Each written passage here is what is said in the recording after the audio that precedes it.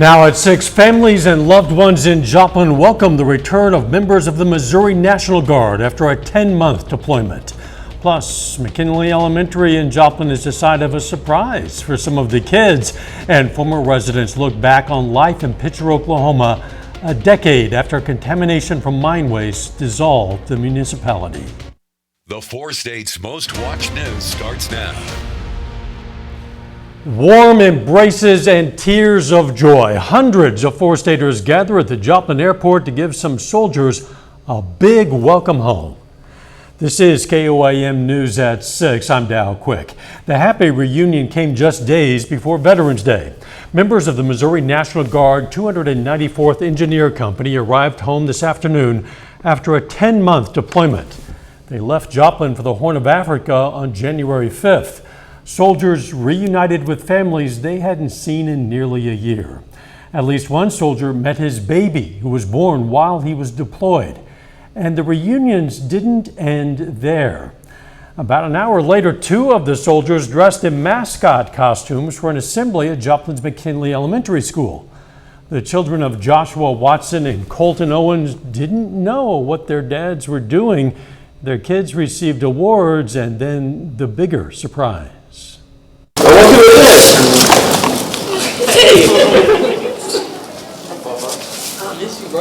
Seeing his little smile, he's a shy boy, but like seeing his little smile, like finally dad's home. Like we've talked about it, we've had plans for vacations, going to Branson as soon as I get home, and just like seeing a smile, like yo, it's finally happening after time talking about it. I kind of felt like they didn't know who I was anymore. Especially Carter, he looked at me and then looked back and then looked back at me and was like, oh, it's Dad. During their deployment in Africa, the Guard members helped with infrastructure projects. Let's check in with Chief Meteorologist Doug Heddy for a first look at the weather. Well, it turned out to be another great day for us today. Near record highs across the region. We had mostly sunny skies. Temperatures did rebound back into the 80s during the afternoon. Now, we do have a cold front that is pushing through, so this is going to cool us back down as we go through the next couple days. Still looks good right now. We're looking at Joplin and Pittsburgh. Temperatures are into the 70s, but we're tumbling. Look at this. Yates Center 66, and then you have Anderson sitting at 81 degrees. So those northerly winds are kicking in, and it's going to stay breezy as we go through the overnight hours, but it's going to be quite a bit cooler. Temperatures are going to drop all the way back into the mid-40s later on tonight. We do have a few clouds out there, but besides that, we look pretty good. Your evening planner, we slide back through the 60s, 50s, into the 40s. It's going to be cooler over the next few days, so we're going to be talking about that here in just a little bit. Doug, thanks. 10 years ago, the municipality of Pitcher, Oklahoma was officially dissolved due to contamination from mine waste. Most town structures that weren't demolished or had collapsed were destroyed by fire or tornado. They're abandoned. Still, according to the people we spoke to, 5 families still live in the area. While for many, Pitcher is now a ghost town, for locals, it's their forever hometown. KOAM's Fernandez Silva spoke to some of them. We kind of made up for everything that went away. We just done other things to fill that void. I just knew that that's where my heart was, and that's where I just wanted to graduate from high school. Alyssa Logan is one of the 11 students in the last Pitcher High School graduating class. The feeling of belonging is just one of the things Alyssa and her dad miss the most about the small Oklahoma town. Most people didn't know all the streets, but could ask them, what person are you looking for, and we could tell you where they're at just by the name of the person. We had a lot of fun there. Local families found in the chat piles a source of entertainment. Kids would go there to ride their bicycles, and friends would gather for picnics. We were on them anytime we could be on them, whether we were riding our bikes or just climbing up them or just like going up and hanging out. 4th of July, you could see everybody's fireworks from Joplin, Carl Junction, over to Miami, Commerce, everybody between. But then, things changed. Because of the years of mining in Pitcher, high levels of lead were found in the huge jet piles around the town and the groundwater. It was found that many of our children were lead poisoned. Every single dirt road was not dirt, it was jet. And so there was a great deal of exposure going on every time the wind blew. for every single person breathing. Besides that, some buildings shown to be at risk of caving in because of the undermining. In 2006, the state of Oklahoma passed legislation that allowed for the voluntary buyout of citizens with children in the area. 2 years later, a tornado hit Pitcher. And this is at the beginning of the tornado. Many felt as if it was rather a sign of God, saying maybe we really need to go. In 2009, the Environmental Protection Agency evacuated the town. Now Rebecca Jim fears the story will repeat in other places. No mining company that I know of knows how to put the land back. While the land can't be put back, Greg still drives through Pitcher once a week to relive his memories. We miss Pitcher pretty much every day. You can reminisce about it, but it's never going to go back. We're never going to get Pitcher back. In Pitcher, Fernanda Silva, KOAM News. The Quapaw Nation got contract from the Environmental Protection Agency to deal with the Tar Creek Superfund site. They're moving chat intended to bring the land into a, quote, better state of existence. According to the Quapaw Nation, since 2013, more than 7 million tons of waste has been moved at the Tar Creek Superfund site. To help feed the hungry in Carthage, Lowe's called in the Army. The Salvation Army, that is. The organization and the home improvement chain joined forces as part of Lowe's Hometowns Community Impact Program. The event supported the Feeding of the Hungry Carthage project, one of 100 community projects in 2023 that make up Lowe's hometowns. For members of the Salvation Army, the event was not just a chance to give back to the community, but also to share a common cause with like-minded volunteers. The event benefited the Carthage Salvation Army Service Center. Special Olympics athletes in Pittsburgh today hit the bowling lane. Special Olympics Kansas hosted the Southeast Regional Youth Bowling event at Holiday Lanes Bowling Alley. It was a chance for the athletes to have some fun while hanging out with friends. Coming up, a busy night for local sports as this was the first day of signing for area high school athletes. John's going to have details for us later in sports, but first, a Neosho man learns his sentence for a 2020 kidnapping. Federal court sentences a Neosho, Missouri man for his role in a kidnapping conspiracy. A judge gives Lawrence William Vaughn 25 years in federal prison without parole for a kidnapping conspiracy that resulted in the torture and death of the victim, and in a separate and unrelated case for illegally possessing stolen firearms. Vaughn pleaded guilty for his role in a conspiracy to commit kidnapping. In July of 2020, Vaughn and another co-defendant were offered $5,000 to kidnap the victim known as MH. During his abduction, the victim was bound and beaten and fatally shot. A total of 5 co-defendants have also pleaded guilty in the kidnapping and await sentencing in this case. Doug's next with his forecast, and a little bit later, the Lady Lions get ready to tip off their 2023 basketball season. John has a preview in sports. Well, it definitely turned out to be another mild or warm day. Temperatures near record highs for us today. Quite a bit of sunshine. We're looking outside. This is our Cornell Arts and Entertainment Complex tower cam, one of our newer tower cams, downtown Joplin, looking off toward the north and to the east. Quite a bit of sunshine for us over the past couple days. Look at our temps. Yesterday, we set a record high. We made it into the lower 80s. We did it again for us today, right back up into lower 80s during the afternoon. All right, but look at our temperatures. They are tumbling. We're still 80 in Cassville, 83 at Grand Lake, but 76 in Pittsburgh. We're at 66 in Yates Center. You can see the northerly winds, so this is ushering in some cooler air, and that's what we're going to see as we go through the next few days. Now, when I say cooler air, we're just talking about temperatures back to where they should be for this time of the year.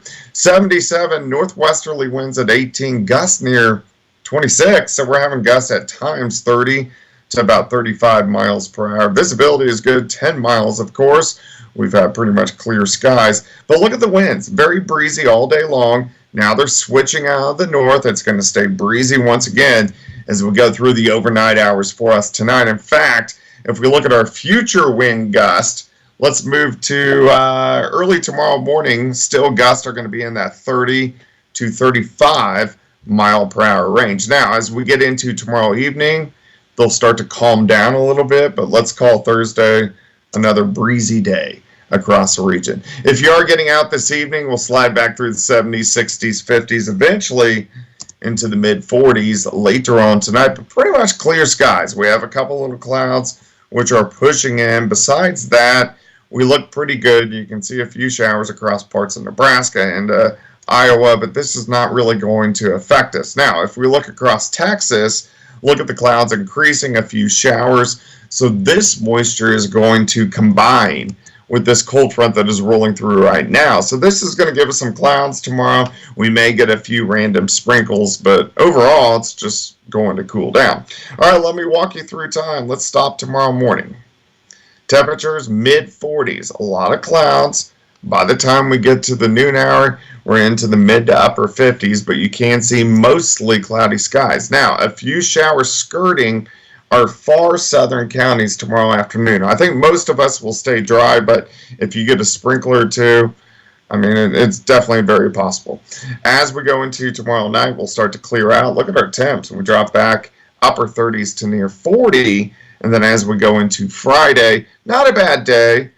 High temps right around 60, pretty close to where we should be for this time of the year. So 50 at 9 a.m., 57 by 1, 54 by 5 p.m. Of course, a lot of clouds as we go into the daytime hours for us tomorrow. We could see a sprinkle, but we do clear out and we look pretty good as we head into the weekend. Look at this, 62 Friday, 63 Saturday, and then warming into the upper 60s by the second half of the weekend into early next week. But all in all, pretty nice fall-like weather. Dow?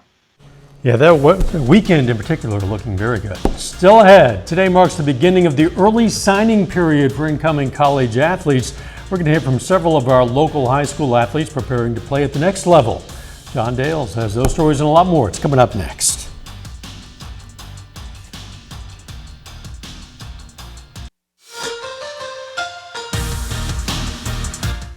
Today marks the beginning of the early period for high school athletes to sign their national letters of intent to compete at the collegiate level. Now, several of our local athletes took that next step towards achieving their goal of becoming collegiate athletes. Labette County high school senior Riley Bebb signs her letter of intent this morning to play D1 softball at University of Missouri, Kansas City. She says she's grateful to have played so much travel ball across the country to get to this point, but also happy to be going to school close to home. Traveling is definitely amazing, getting to see the different cultures and aspects, but I think I love the Midwest. That's where I'll stay.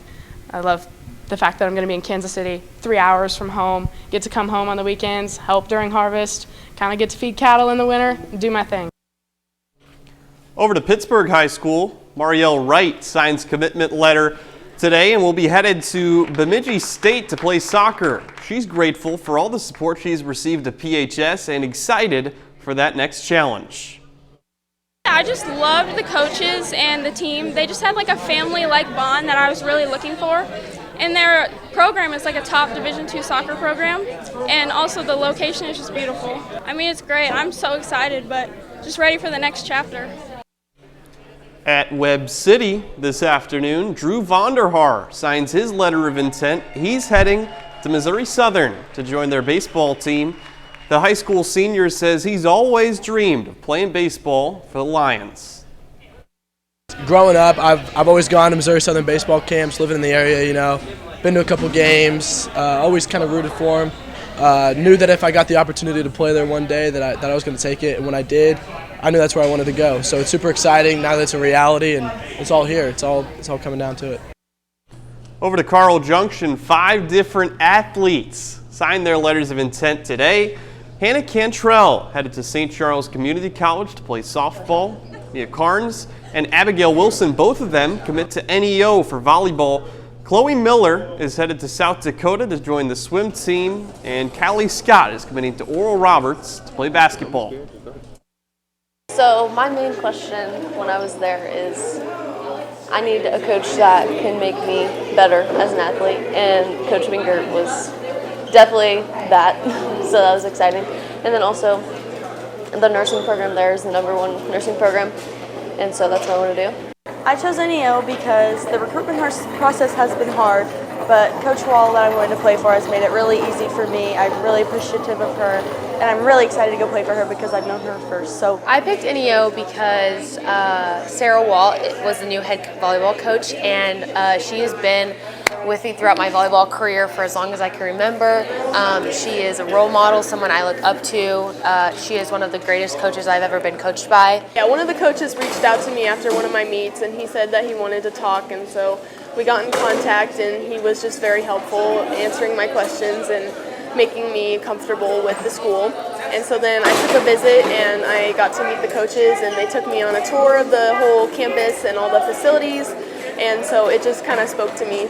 I mean, they were just awesome from the beginning. Like, they only got in contact with me just a couple months ago, but I just felt like it was an immediate connection between the two of us, and I could just tell, you know, that they really did care for me as a player and as a person. So that was just awesome. And also with the players, like, as soon as I met them, I just felt that connection, and I just knew, like, it was where I wanted to go. Meanwhile, another day closer we are to the college basketball season beginning here in the 4 states. Missouri Southern women's hoops enters this season maybe with a little bit of a target on its back. That's because the Lions won the 2023 MIAA tournament last spring. Now, they did lose a lot of firepower from that team over the offseason. However, the Lions just played D1 opponent Wichita State very close in a scrimmage last week and begin the regular season in Emporia, playing Harding and Henderson State this weekend. The Lions are eager to prove themselves. We're excited to actually get the season started. Kids been working hard. Had 2 scrimmages and exhibition. I thought we did some positive things. Still have some things to work on, especially on the defensive end, not giving up second, third opportunities, but been focused on that. They've done a better job. Of course, always got to take care of the basketball.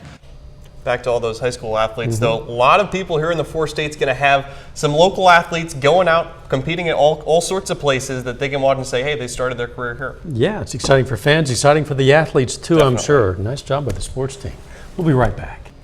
Here's a look at what's coming up on KOAM News at 9 on Fox 14. We're going to check out the Eyes of Freedom Traveling Veterans Memorial as it stops in Independence, Kansas. Plus, MSSU hosts a summit aimed at helping young adults with disabilities become more independent. And it's the end of an era at the Smithsonian National Zoo in our nation's capital as 3 giant pandas depart for China today. Those stories, a lot more. It's coming up tonight. KOAM News at 9 on Fox 14. Now let's check back with Doug. Well, it's definitely going to be a much cooler day on Thursday, but still not bad. High temps right around 60 degrees. We are going to have a lot of clouds. Could see a random sprinkle during the afternoon. Not a big deal. 40 Thursday night, up to 62 on Friday. But look at this. As we head into the weekend, we get plenty of sunshine. Temperatures very typical for this time of the year. Highs mainly into the mid-60s, pushing 70 degrees. Beautiful weekend ahead, and a final sports note. Yeah, definitely. And we're going to have more from all those athletes that signed tonight at 10. We're going to hear more from them again, and then also we're going to have more from Missouri Southern preparing to defend its MIAA Women's Hoops title. Looking forward to that. Thank you for joining us. We'll see you right back here at 10. Let's make it a great evening.